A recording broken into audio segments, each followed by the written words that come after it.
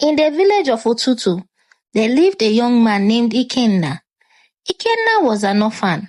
He lived alone in a small hut. The only living relative he had was his old grandmother. She lives in the neighboring village called Ikuku. So every market day, he goes there to visit her. One day, he visited his grandmother and she gave him lots of dried meat and foodstuffs. The bag he carried was so heavy and it made him walk slow. So he arrived really late to Otutu and he was so thirsty.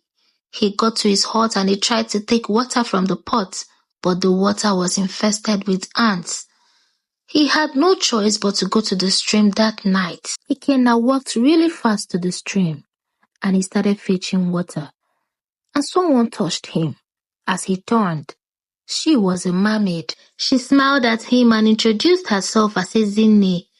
She laid with him and warned him not to tell anyone. That night, as Ikenna returned back to his hut, he kept smiling until he slept off. But the next morning, his joy turned to sorrow. Ikenna's belly was swollen. He cried and wondered what could have happened to him. He felt something kicking inside his belly. He remained inside the house, sleeping and eating the dried meat he brought from his grandmother's place. But after some days, the meat was finished. He had no option but to go out and look for food. So he started sneaking out. This continued for a while. But one day, while he was out, taking fruits, a palm wine tapper noticed him. The palm wine tapper informed some of his friends, and the friends informed their women. And that was how the news spread like wildfire. The villagers whispered about Ikenna. Children pointed their tiny fingers towards his hut.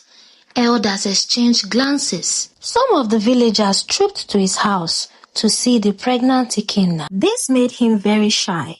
He cried and begged the gods to take his life. Word spread to neighboring villages and people journeyed to see the pregnant man in Otutu. This made the elders of Otutu very worried. So,